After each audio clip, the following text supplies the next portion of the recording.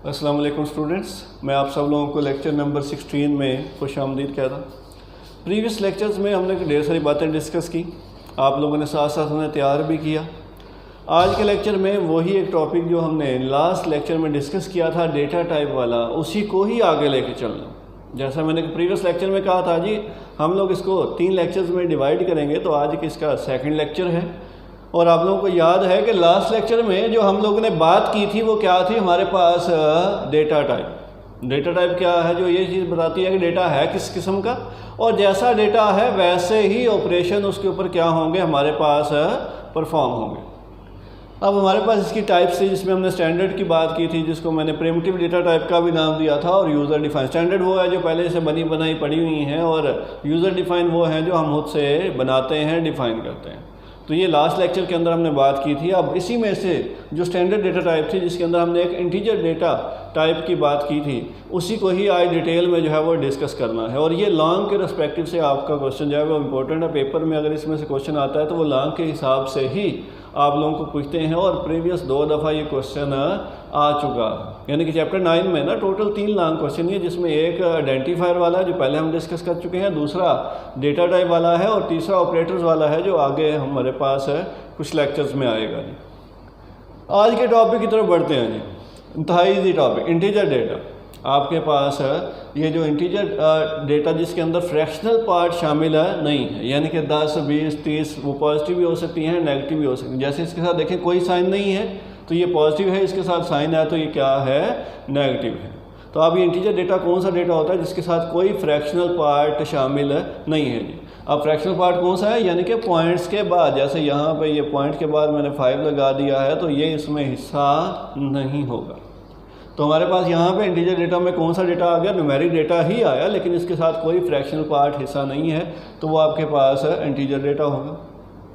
अब ये जो इंटीजर डेटा है इसको आप लोगों के डिफरेंट डेटा टाइप्स में डिवाइड किया गया है आगे, और हर एक टाइप की क्या है, एक साइज़ है, रेंज है। साइज़ से मुराद ये है कि मेमोरी जो है वो कितनी कंज्यूम करेगा, 2 बाइट, 4 बाइट, 8 बाइट, 10 बाइट। और उसके बाद दूसरी चीज़ क्या है, रेंज, कि सबसे छोटी वैल्यू कौन सी उस जगह पे स्टोर हो सकती है, और सबसे बड़ी वैल्यू कौन सी स्टोर हो सकती है। और बाकी एज इट इज़ सेम ही रहेगा कि इसके साथ कोई फ्रैक्शनल पार्ट शामिल नहीं होगा, सिर्फ और सिर्फ क्या है, आपके पास पॉइंट्स के बगैर वाली वैल्यूज़ जो हैं वो हमारे पास हिस्सा बनेंगी। अब एक एक करके इन टाइप्स को डिस्कस कर लेते हैं। हमारे पास इंटीजर डेटा है, इसके अंदर अगर बात करें तो इसके अंदर भी इंटीजर डेटा ही स्टोर होगा। अगर आप देखें आपके सामने भी ये चीज़ लिखी हुई है कि use to store integer values. अब इंटीजर वैल्यूज़ कौन सी हैं जिसके साथ पॉइंट्स शामिल नहीं है, जैसे यहाँ पे 10 है, -100 है, ये पॉजिटिव भी हो सकती हैं, नेगेटिव भी हो सकती हैं, और उसके बाद अगर पॉइंट्स में वैल्यूज़ आ गई तो ये पॉइंट्स वाला हिस्सा शामिल नहीं होगा। दूसरी चीज़ मैंने आप लोगों को क्या बताई कि हमारे पास उसकी क्या होगी, एक साइज़ होगा और रेंज होगी। और साइज़ इसका कितना है, आपके पास ये जो इंटीजर डेटा है इसका साइज़ कुछ कंप्यूटर्स के अंदर 2 बाइट है और कुछ के अंदर 4 बाइट है। इसके अंदर ना आपको हो सकता है नेट से ना डिफरेंसेस मिले को थोड़े बहुत। वो डिफरेंसेस ये हो सकते हैं कि हमारे कंप्यूटर के अंदर जब हम विंडो इंस्टॉल करते हैं ना तो कुछ 32 बिट होती है, कुछ 64 बिट होती है, तो उसकी वजह से भी ये डिफरेंसेस हो सकते हैं। इसलिए आपने परेशान नहीं होना, बल्कि जो आपके कोर्स में लिखा है आपने सिर्फ उसी को ही तैयार करना है, उससे बाहर नहीं जाना, ठीक है। क्योंकि एग्जामिनर ने इसी बुक के मुताबिक जो है ना वो की बनानी है, और उसके बाद पेपर को चेक करना है। अब हमारे पास इंटीजर डेटा क्या है, इसके अंदर 2 से 4 बाइट्स हो सकती हैं। जो MS DOS है उसके अंदर कितनी बाइट्स होती हैं, 2 बाइट हुआ करती हैं। अब इसकी रेंज क्या होगी, रेंज का मतलब ये है कि छोटी वैल्यू कौन सी हो सकती है, यानी कि छोटी वैल्यू उस एरिया में कितनी आ सकती है। जैसे फॉर एग्जाम्पल ये हमारे पास एरिया है, इसके अंदर मैं कहता हूँ छोटी वैल्यू सबसे 0 आ सकती है, बड़ी वैल्यू 1000 आ सकती है। तो ये एक रेंज होगी कि छोटी वैल्यू कौन सी है और बड़ी वैल्यू कौन सी है। सेम ऐसे ही इसके अंदर भी क्या होगा, हमारे पास रेंज होगी। अब रेंज क्या है, हमारे पास ये 32768 से लेके 32767 तक। यहाँ पे देखें नेगेटिव से शुरू हो रही है और पॉजिटिव तक जा रहे हैं, तो इसको याद रखना तो मुश्किल हो जाएगा। तो इसको याद रखने के लिए आप थोड़ी सी ना बिट्स का हिसाब लगा लें। ये सिर्फ याद रखने के लिए, ये कोई हार्ड एंड फास्ट रूल नहीं है। तो हमारे पास क्या है कि 2 की पावर अगर 15 करेंगे तो आपके पास ये वैल्यू आएगी, ठीक है, नेगेटिव के अंदर। और अगर उसमें से एक माइनस कर देंगे तो वो क्या बनेगी, पॉजिटिव वैल्यू बन जाएगी, ठीक है। क्योंकि आपके पास देखें यहाँ पे कितनी बाइट्स हैं, 2 बाइट्स हैं। 2 बाइट्स का मतलब है 16 बिट्स। ठीक है। और अगर हम 0 से स्टार्ट करेंगे तो वो कहाँ तक जाएंगी, 15 तक ही जाएंगी, इसलिए जो है ना 2 की पावर 15 करेंगे तो आपके पास ये वैल्यू आ जाएगी। तो कैलकुलेटर से आप इजीली कैलकुलेट कर सकते हैं, आपको रेंज याद रखने की जरूरत नहीं है, सिर्फ आप बिट्स का हिसाब लगा लें कि आपको किस डेटा टाइप में कितनी बिट्स जो है वो याद रखनी है।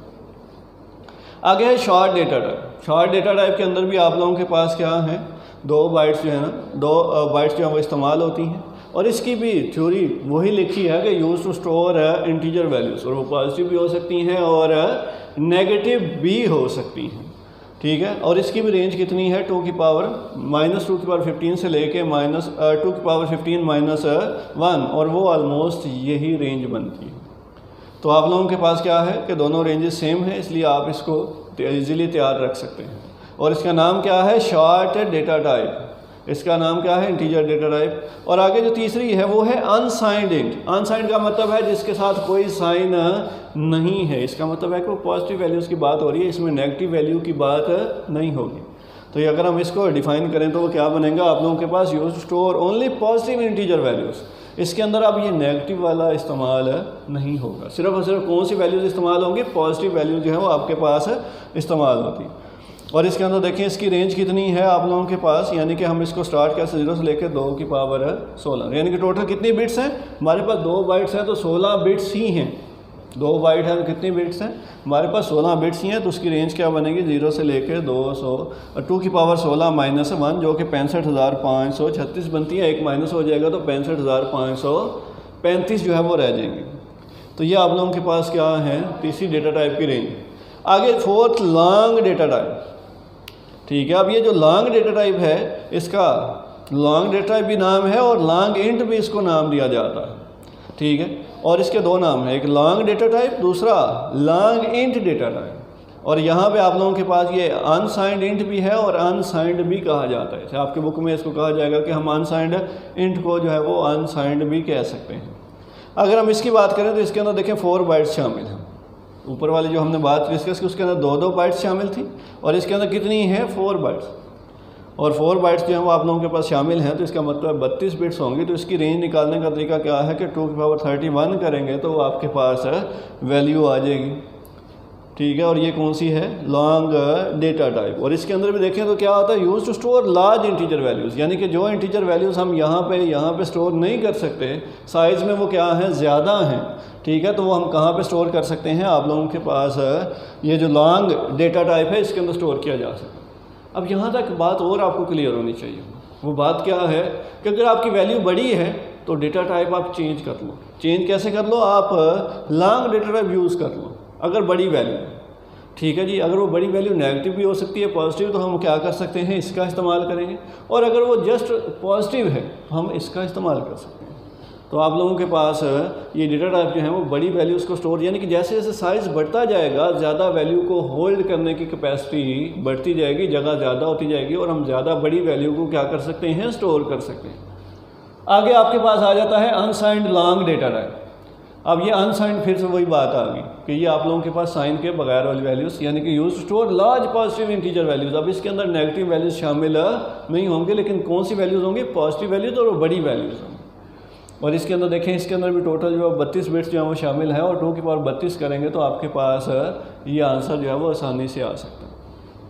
तो ये बेसिकली आप लोगों के पास क्या है, डेटा टाइप जो यूज़ की जाती है स्टोर करने के लिए इंटीजर वैल्यूज़ को। और इंटीजर वैल्यूज़ कौन सी हैं, जिसके साथ फ्रैक्शनल पार्ट शामिल नहीं है, और वो पॉजिटिव भी हो सकता है, नेगेटिव भी हो सकता है। और हम नंबर्स की बात कर रहे हैं, 10, 20, 30, -10, इसकी बात कर रहे हैं, ठीक है। और ये कौन होल्ड कर सकता है, कौन सी टाइप, इंटीजर डेटा टाइप।